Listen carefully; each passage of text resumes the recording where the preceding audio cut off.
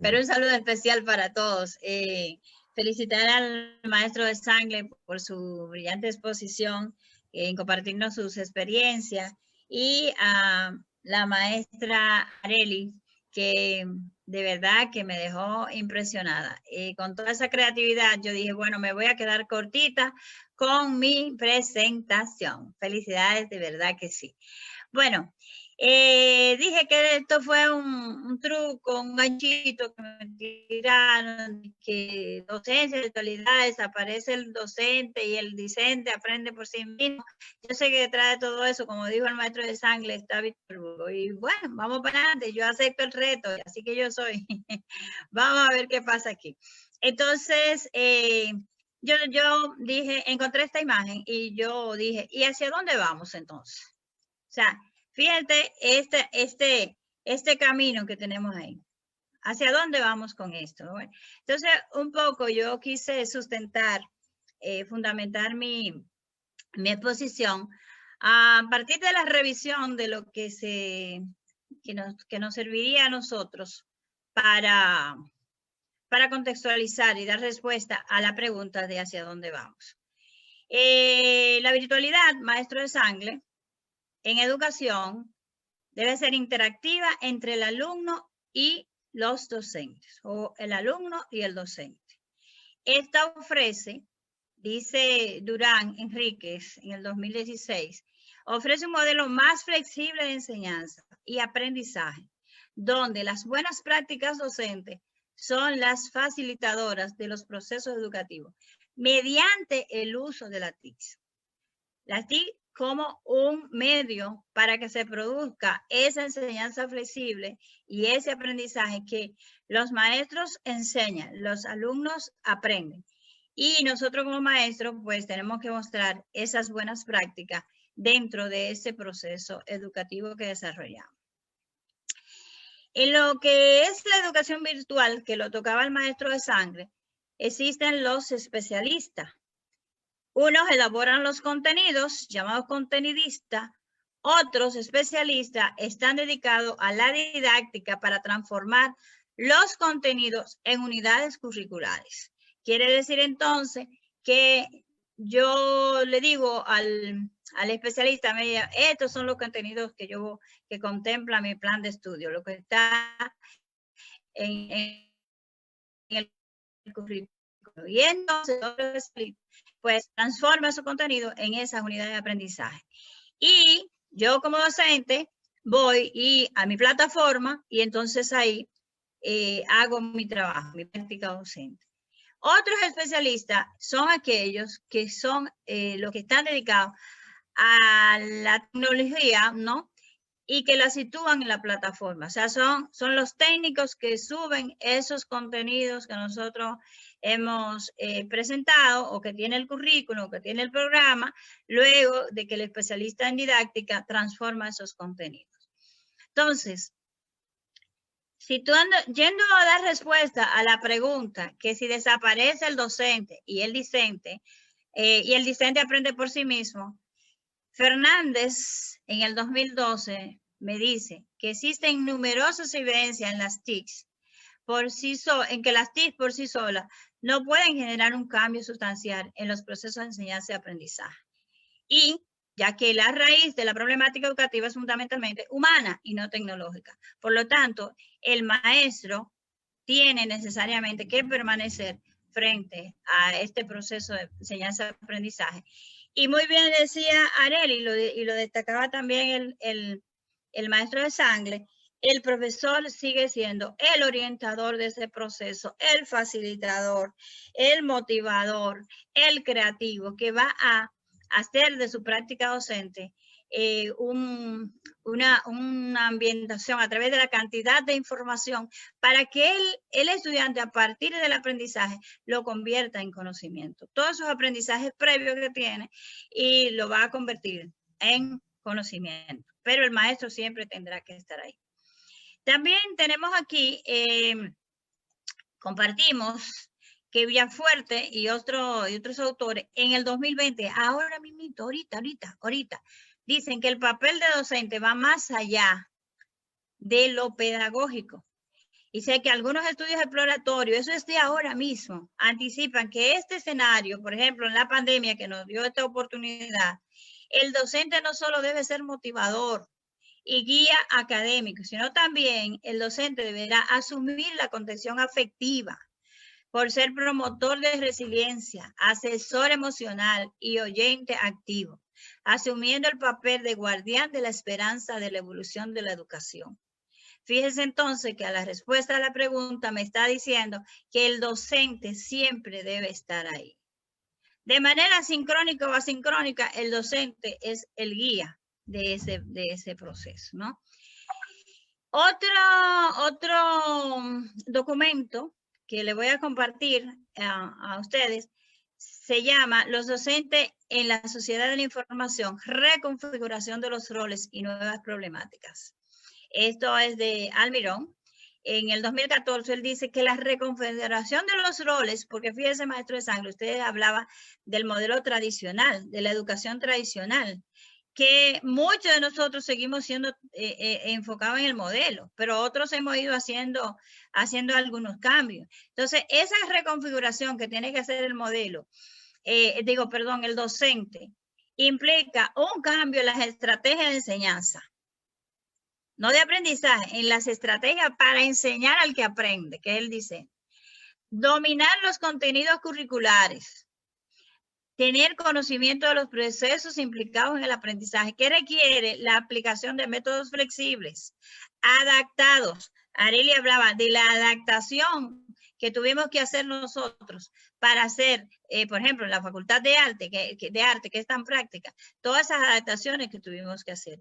Y estas aplicaciones son métodos flexibles, están adaptados y basados en las necesidades de los alumnos.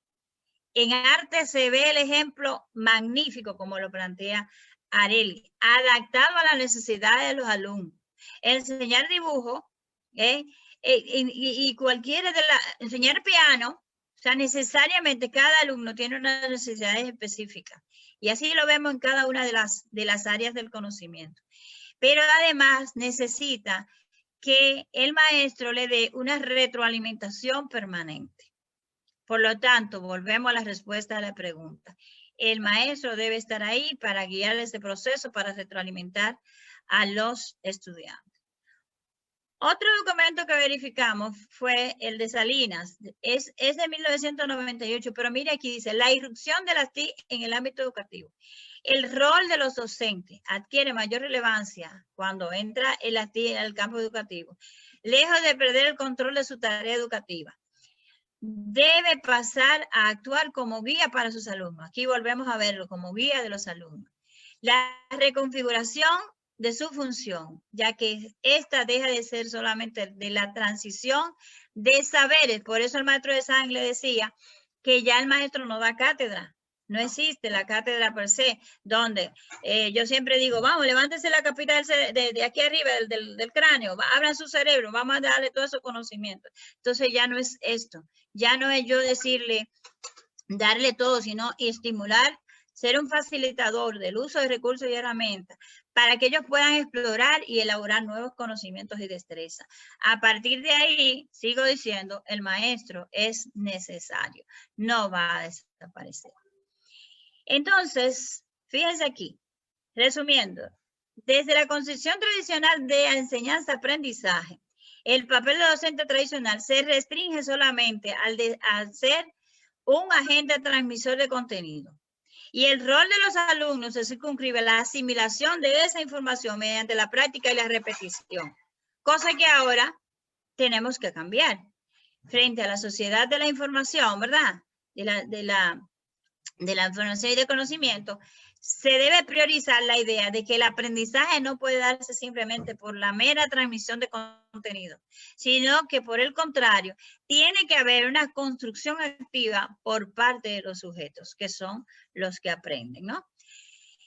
En ese sentido, yo he seleccionado 3 patrones pedagógicos que son como muy puntuales en lo que es la educación virtual hacia donde debemos seguir encaminando. Primero tenemos que tener claro cuál es el diseño instruccional, que es un patrón pedagógico del entorno virtual de aprendizaje, relacionado con la programación específica de la educación virtual. En especial está relacionado con la correcta selección de los contenidos para el entorno virtual de aprendizaje. Ya no puedo poner, como decíamos en la intervención anterior, esta cantidad de libros, sino tenemos que, para que sea ágil, yo tengo que sugerirle que ellos busquen más allá de lo que yo le estoy dando, estimular eso. Debe haber una secuenciación del contenido. El diseño de los objetos de aprendizaje también tienen que ser puntuales. Y la selección de los recursos para que se produzca ese aprendizaje debe llevarme a mí también al diseño de la evaluación de ese contenido que yo estoy tratando de guiar para el aprendizaje de los alumnos. Otro patrón pedagógico es el tutor online, que es un patrón relacionado con los nuevos papeles que le toca asumir al profesor tutor en la educación virtual. En especial, debe cultivar competencias psicopedagógicas, comunicativas, tener un liderazgo y desarrollar un liderazgo, y la gestión de esa interacción que debe darse entre el profesor y el alumno. Otro patrón, hay muchos patrones pedagógicos, yo solamente seleccioné esos 3, es el sistema de gestión del aprendizaje, que me permite utilizar las herramientas de los sistemas de gestión del aprendizaje. Dentro de esta están las herramientas de información y los recursos, las herramientas de comunicación y las herramientas de evaluación, entre otras. Por último, volvemos a la pregunta. ¿Desaparece el docente y el discente aprende por sí mismo? Miren, qué interesante. Encontré esto. ¿Sustituir al profesor por tecnología? Esto es algo que también es del 15 de julio del 2018 y ya estábamos ahí viendo esto. Pues según lo dice la reflexión que hace el autor de este artículo, el docente ha permanecido como figura central de la educación y del aprendizaje. Fíjense esta otra parte. El maestro que solo utilizaba la pizarra negra, de eso nos acordamos de Sangle y yo, porque somos los que tenemos más tiempo aquí. Y la tiza no desapareció cuando llegaron los libros de texto. Tampoco fue sustituido, ni sus condiciones se vieron precisadas cuando aparecieron la televisión, el video o el CD. Ni los ordenadores han podido con el profesor, aunque muchos pensaban que con las computadoras ya no sería necesaria su presencia en el aula. Los maestros no han sido reemplazados, pero sí han tenido que cambiar su forma de trabajar, de educar, de enseñar, de interactuar con el alumno y con el conocimiento. A mí me resolvió eso, la respuesta a las preguntas de Jenarson Nova. Anthony ya tiene la respuesta ahí. Una reflexión final que me hace Jesús Puello y es: educar a una persona es una tarea única e irrepetible, distinta en cada caso. La tecnología y la comunicación global en red ha sido creada para servirse de ella, no para sustituirnos, ni para hacer desaparecer la riqueza y singularidad del ser humano. El ejercicio de la docencia es una profesión insustituible y debe ser una de las más prestigiosas y reconocidas en todos los aspectos. Así que yo le dejo estas referencias, se las voy a mandar para que si ustedes quieren consultar, pues lo puedan hacer. Y muchas gracias por invitarnos aquí. Excelente, excelente. Creo que no sé si tienen preguntas realmente sobre las magistrales exposiciones que han hecho tanto la maestra Arely, el maestro Ramón y la maestra Juana. Miradas diferentes, pero que convergen en un punto justamente y dan respuesta